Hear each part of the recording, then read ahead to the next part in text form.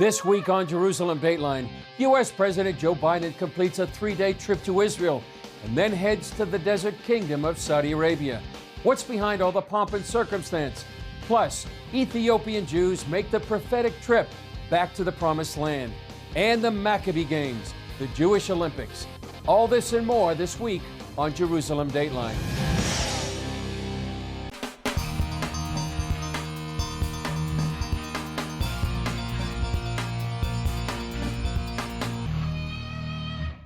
Welcome to this edition of Jerusalem Dateline. I'm Chris Mitchell.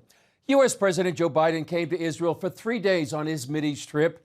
Here's a look at his visit and what it means for the Jewish state and the region.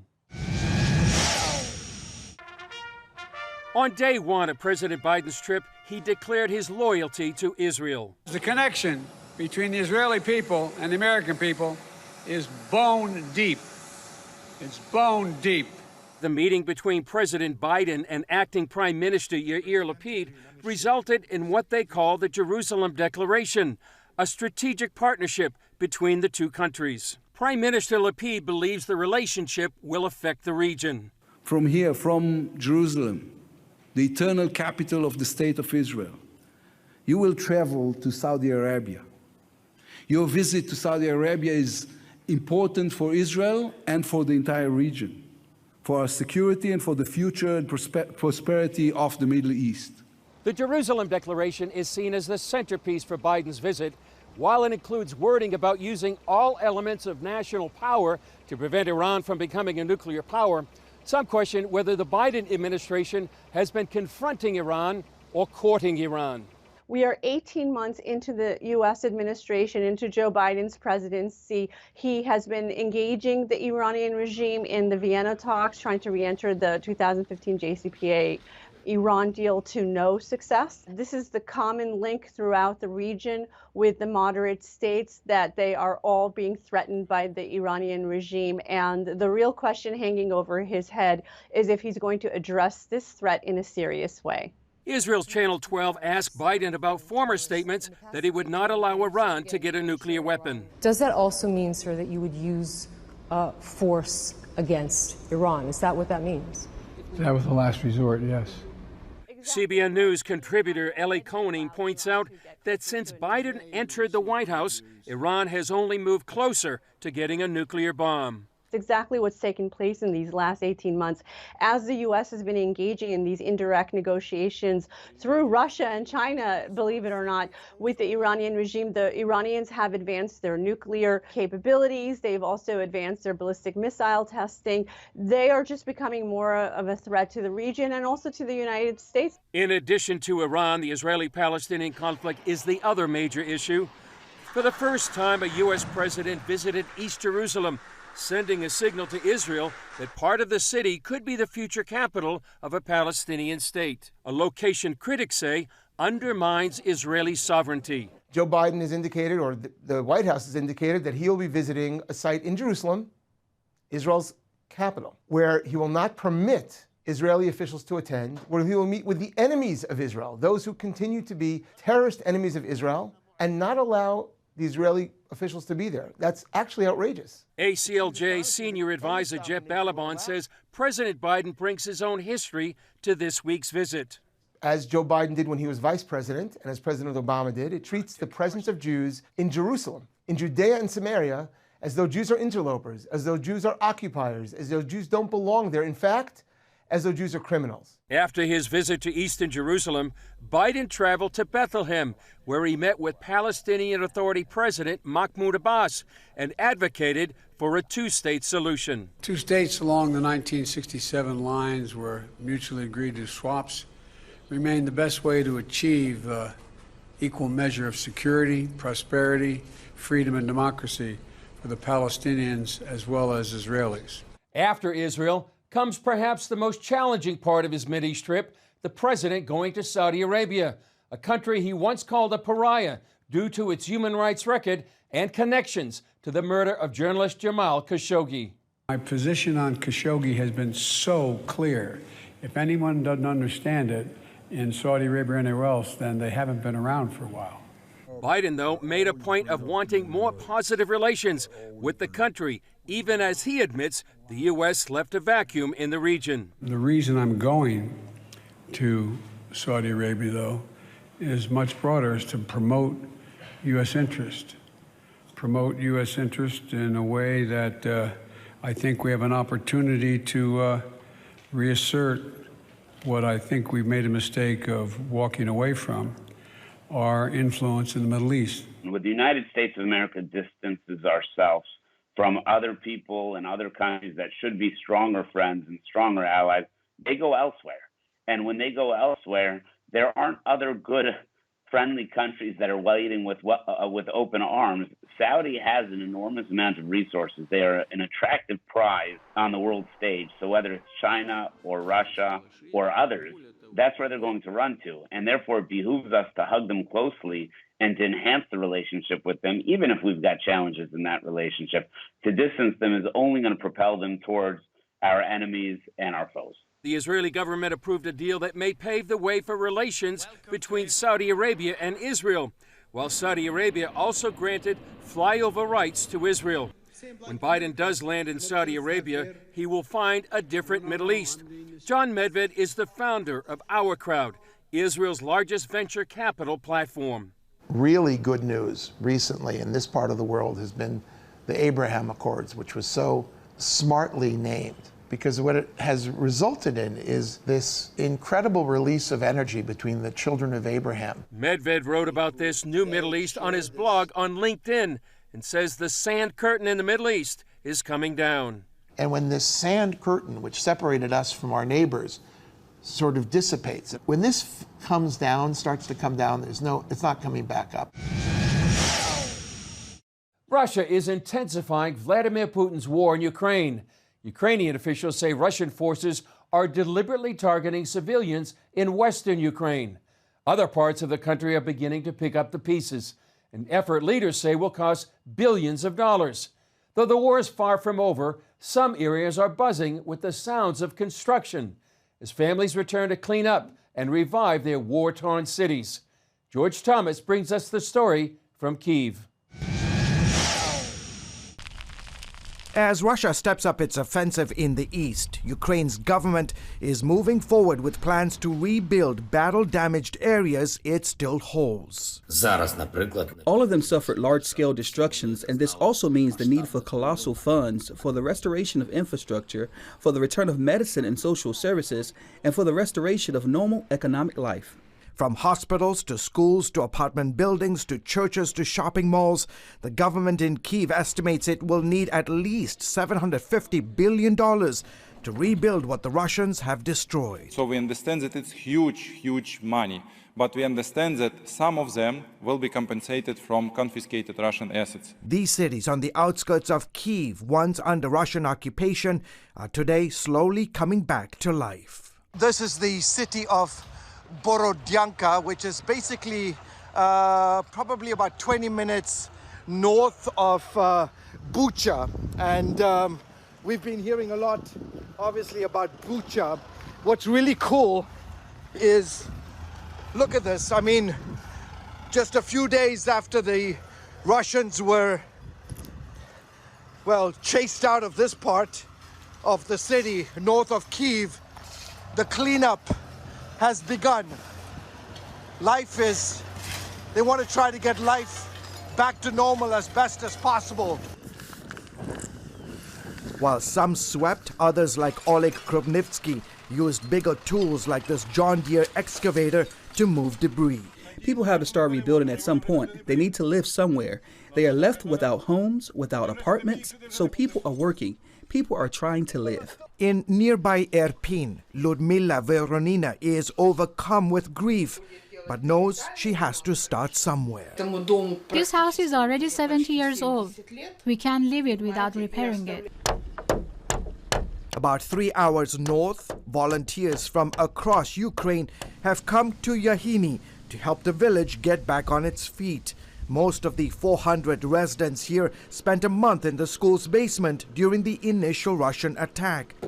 Now, volunteers like Kyiv resident Denis Oravchenko are helping villagers rebuild as quickly as possible. People have grief, and while our soldiers in the east are protecting us, we work here. As war enters its 5th month, residents from Yahini to Irpin to Bucha are not sitting around waiting for fighting to stop.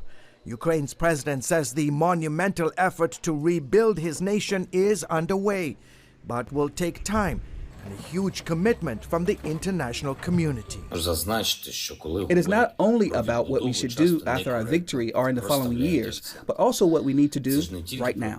And even though fighting still rages in the east, the sounds of construction elsewhere serve as a sign of defiance and hope. George Thomas, CBN News, Kyiv, Ukraine. Coming up, the Rock of Israel, Jewish and Christian efforts to reunite Ethiopians with their Jewish family in Israel.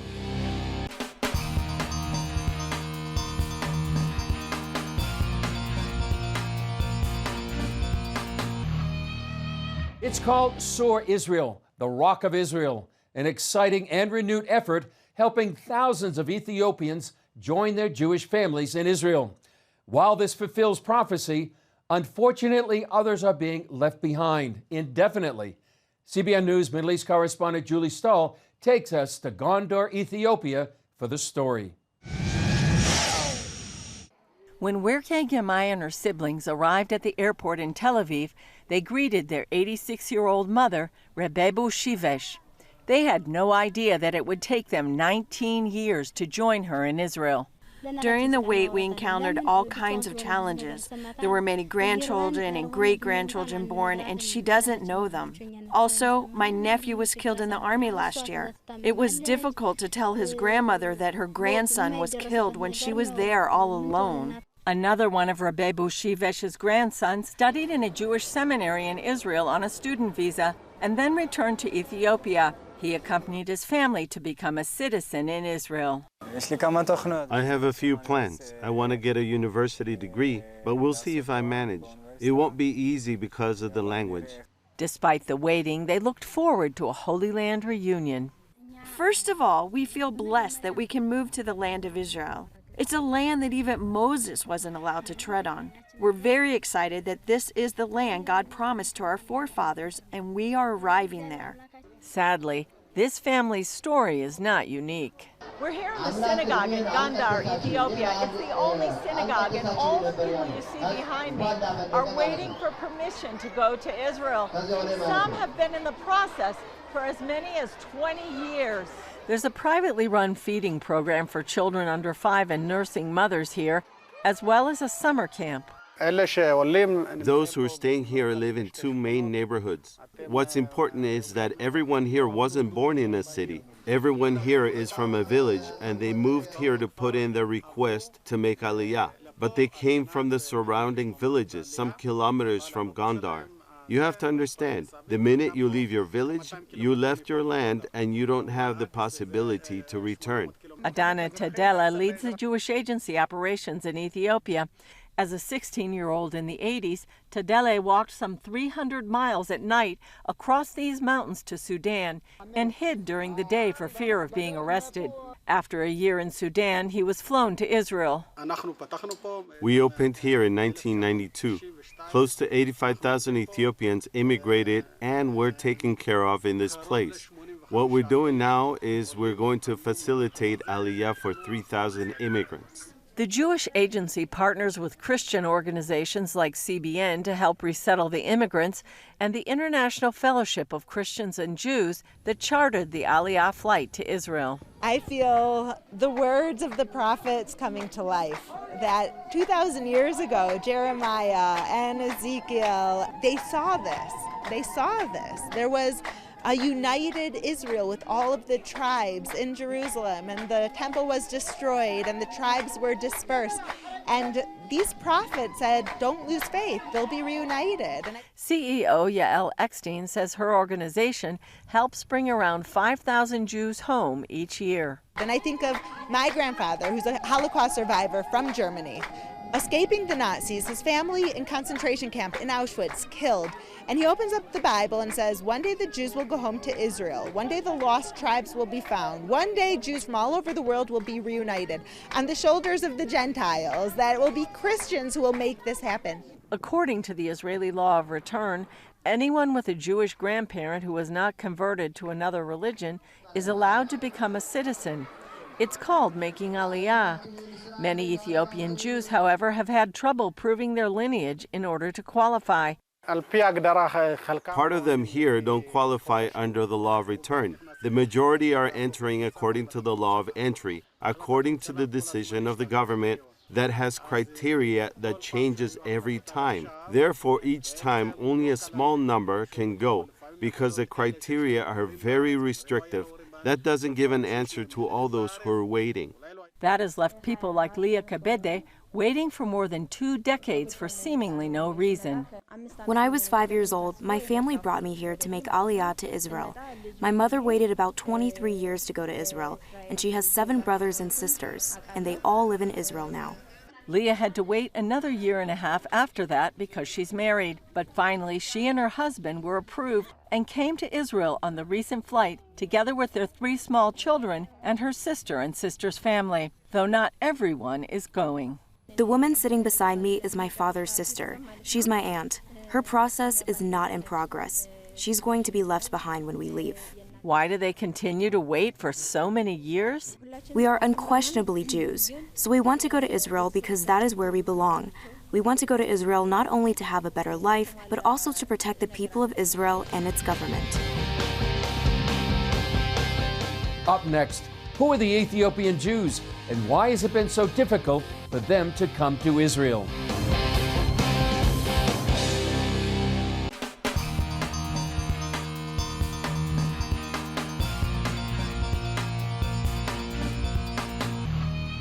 Who are the Ethiopian Jews and why has it been so hard for them to come to Israel? Here's Julie Stahl with more on the story of the Ethiopian Aliyah from Gondar and the origins of the community. The origins of Ethiopian Jewry are unclear, but most believe they are part of the lost biblical tribe of Dan. Adding another dimension, many also trace their lineage to the Queen of Sheba. The Bible says the queen went to visit King Solomon to hear his wisdom. Ethiopians say the queen bore Solomon's son, who led a dynasty lasting thousands of years. Known as Beta Israel, in the 80s, Israel's chief rabbi declared them to be Jews. Later, others who had converted to Christianity under pressure, known as Falashmura, were also included. Since that time, the Israeli government has mounted various operations to bring Ethiopian Jewry and their descendants to Israel, often declaring it as the last round. Balauken Tegenye couldn't go with his parents to Israel because he was already married. Balauken lives in this one room with his wife and 3 daughters. My grandfather made Aliyah to Israel 11 years ago. My parents and my brother went 2 years ago. My wife is very happy we are going, and she wants to raise our children as Jews. He adds that since they are already keeping Jewish tradition, adapting to Israel shouldn't be a problem. When I arrive in Israel, I want to find work, and I want to give a better life to my kids. I can't believe that this day is actually going to happen, and I'm living in a dream now, and I'm afraid to wake up. And it did happen. He and his 5 siblings went to Israel on the same flight chartered by IFCJ as CBN News, and his last siblings will follow shortly. Nearly 150 new immigrants to Israel boarded that flight in Gondar, transferred in Addis Ababa, and headed home. Werke arrived with a prayer. Blessed are you, O Lord our God, King of the universe, who has brought us to this time. Dozens of Rebebo Shivesh's relatives were on the plane. I'm very blessed to meet my children after so many years. It's hard to describe in words. I feel like it's a dream. I'm very, very blessed. It is really, really tremendously amazing, and it's really exciting. So we're all happy. We are going to be reunited with all of our family members. At the airport, the new immigrants received their paperwork and from there were taken to absorption centers where they'll spend time learning Hebrew and studying Judaism as well as have time to adjust to life in Israel. Home is where heart is. So we came home, we're happy. Now everything feels okay, and dream come true. Though it's unclear how many Jews remain in Ethiopia, the Jewish Agency and its Christian supporters stand ready to help fulfill God's word to bring his people back home. Julie Stahl, CBN News, Gondar, Ethiopia, and Tel Aviv. Still ahead, thousands of Jewish and Israeli athletes compete for gold in Jerusalem.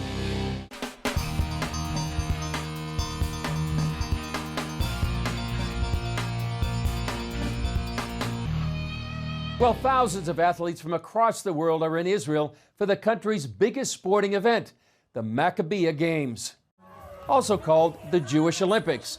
It's one of the largest sporting events in the world and takes place in Israel every 4 years. It's open to Jewish athletes from every corner of the earth and also Israelis, no matter what their religion. Here they'll compete in sports like swimming, golf, ice hockey, and fencing. President Joe Biden made a special appearance at the Games to cheer on Team USA, the first time ever an American president has attended. Organizers say more than 10,000 athletes from 62 countries will compete for gold at this year's Games. The driving force behind the Games today is to expose Jewish people to Israel. Stephanie from Pittsburgh came to cheer on her two sons. I think one of the most powerful things that you'll see today is watching the delegations walk in and see that there are Jews in all these different countries around the world and coming together around this sport. And it's just very, very moving and powerful to think about how we're all connected and how this Maccabi Games brings us together. Well, that's an exciting event here every 4 years in Israel. Well, that's all for this edition of Jerusalem Dateline. Thanks for joining us. Remember, you can follow us on Facebook, Twitter, Instagram, and YouTube. And you can also access CBN content through our CBN News and other CBN apps. And don't forget to sign up for our email blast so you can continue to receive all of our exciting CBN content.